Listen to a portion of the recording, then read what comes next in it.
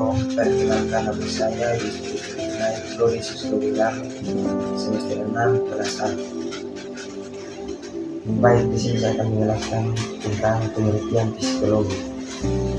Penelitian psikologi adalah cabang ilmu psikologi yang mempelajari bagaimana pikiran, perasaan, dan perilaku individu dipengaruhi oleh kehadiran orang lain yang secara nyata maupun tersirat. Yang berikut tujuan mempelajari psikologi sosial. Yang pertama, memahami perilaku sosial. Psikologi sosial membantu kita memahami mengapa orang berperilaku seperti mereka lakukan dalam situasi sosial. Yang kedua, mengatasi masalah sosial. Psikologi sosial memberikan wawasan tentang masalah-masalah sosial seperti diskriminasi, kekerasan, dan intoleransi. Pemahaman ini dapat membantu mengembangkan strategi untuk mengatasi masalah-masalah ini dan menciptakan masyarakat yang lebih adil dan harmonis. Yang berikut, ruang lingkup psikologi sosial. Ruang lingkup psikologi sosial sangat luas dan mencakup berbagai topik, antara lain: yang pertama, persepsi sosial. Bagaimana kita membentuk kesan tentang orang lain dan memahami dunia sosial di sekitar kita. Yang kedua, kognisi sosial. Bagaimana kita memproses, penyimpanan, dan menggunakan informasi sosial. Yang ketiga, sikap. Sikap adalah evaluasi kita terhadap orang, objek, dan ide. Yang berikut, bab 2, persepsi sosial dan altruisme. Dalam psikologi sosial yang membahas persepsi sosial dan altruisme mencakup dua konsep penting dalam memahami interaksi manusia. Yang pertama, persepsi sosial. Persepsi sosial adalah proses di mana individu membentuk kesan dan membuat kesimpulan tentang orang lain. Ini melihat bagaimana kita memahami dan menafsirkan informasi sosial yang kita terima. Berikut 2, altruisme. Altruisme adalah perilaku profesional yang termotivasi oleh keinginan untuk membantu orang lain tanpa mengharapkan imbalan eksternal. Ini melibatkan tindakan sukarela yang dilakukan untuk kepentingan orang lain.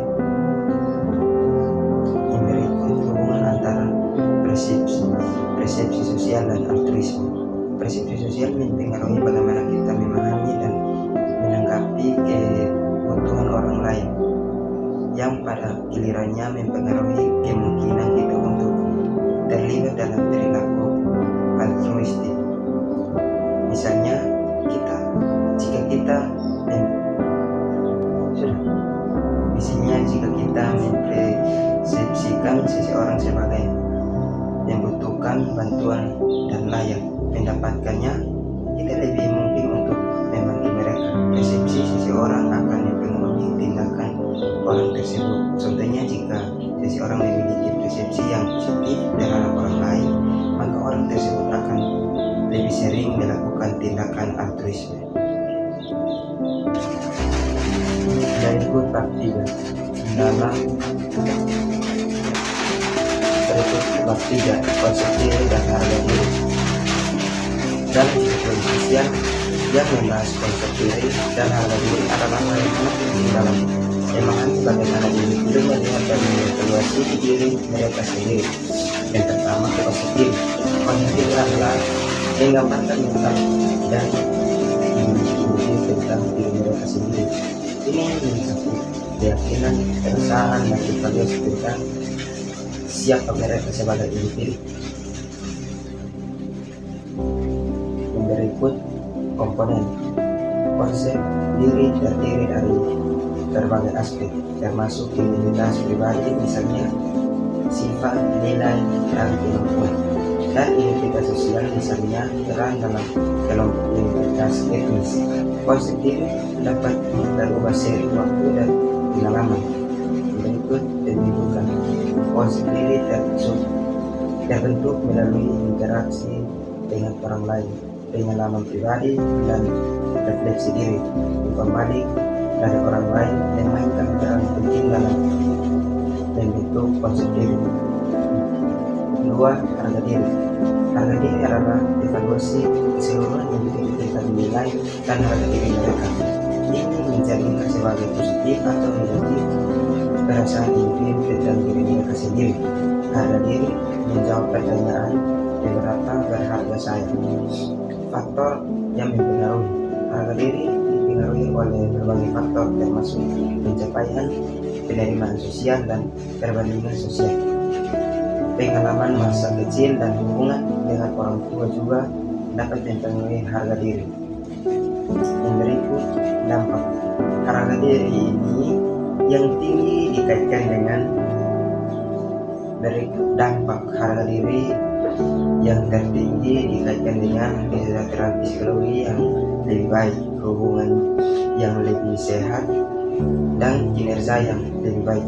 Harga diri yang rendah dapat menyebabkan perasaan tidak aman, kecemasan, dan depresi. Hubungan yang berikut, hubungan antara konsep diri dan harga diri.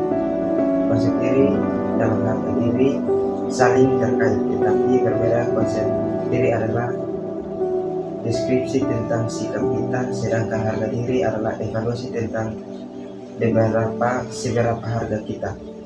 Konsep diri yang positif dapat berkontribusi pada harga diri yang tinggi, tetapi tidak selalu demikian. Seseorang dapat memiliki konsep diri yang realistis, tetapi masih memiliki harga diri yang rendah. Konsep diri adalah dasar dari harga diri. Bagaimana seseorang melihat diri mereka sendiri akan mempengaruhi bagaimana mereka mengevaluasi diri mereka sendiri. Yang berikut, pentingnya konsep diri dan harga diri.